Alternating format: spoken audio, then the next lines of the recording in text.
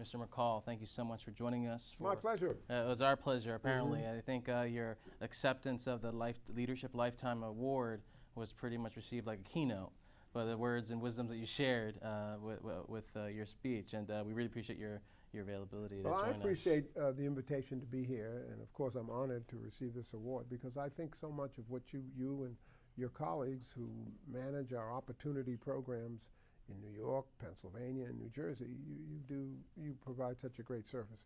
You know, unless we really can provide a quality education for the kind of students who usually get left out, you know, the single mothers who are struggling to find daycare for their children, but they know they want to come back to college because they know an education will make a difference.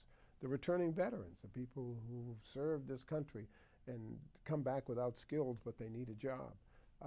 The kids who graduate from high school with a diploma that's almost meaningless because they got an education, but they're not prepared for college. These are the people who end up in our opportunity programs, and that's why we call them opportunity programs. We've got to give them the opportunity to get an education, a college education, because today in the job market there's no place for people without a college education, and we've got to make sure that people who are committed and want to get that education, that we give it to them. And you and your colleagues do that every day, and I'm just grateful to you. Well, we appreciate your support. You mentioned in the midst of all that you've done in your lifespan that the political process and all things should be options on the table. Sure. What do you mean by that? Well, what I mean by that is these programs came about because of political leadership. Back in 1967, Percy Sutton, an assemblyman from Harlem, took a position to say, look, if you want me and my colleagues to vote on a budget, what's in it for our community? And they came up with the SEEK program. A couple of years later, Arthur Eve, an assemblyman from Buffalo, said the same thing and held out until he could get funding for what has become the EOP program, the HEOP program, and all of these new programs have come about because people use political clout. And right now, we're really in good shape because Carl Hastie, the new Assembly Speaker for New York, a very important position, and Carl Hastie is a product of our EOP program at Stony Brook University.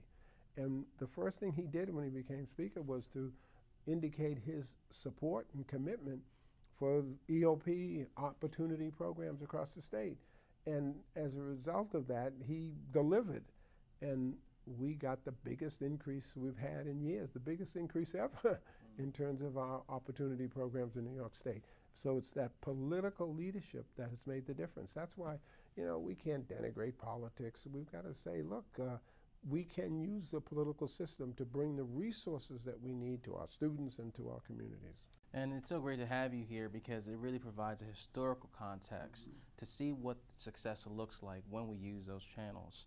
In the midst of our time, if you watch the news, it can seem very dim and dark. Sure. And it's a lot of, there's not so much rhetoric on hope.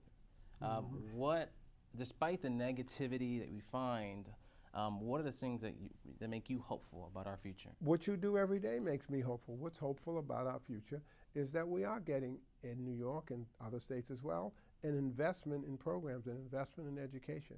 We have in New York State a Chancellor, Nancy Zimpher, who is totally committed to making sure that our students get three things. They have access to college, they are able to complete college, and they have success in the world of work when they leave college.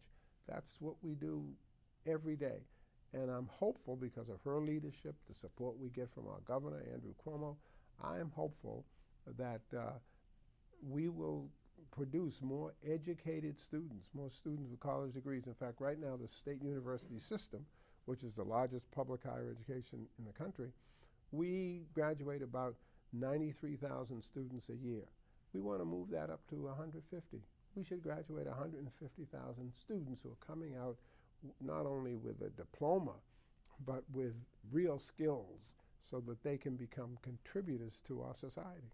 Well, with the blueprint that's been laid out with those names that you just mentioned, I think we have a lot of opportunity to really build upon that and see what that can look like for Tri-State and beyond. So I appreciate your time. Appreciate Thank you joining very us. much, and thank you again for this really terrific honor. Thank you. It's our honor. Thank you.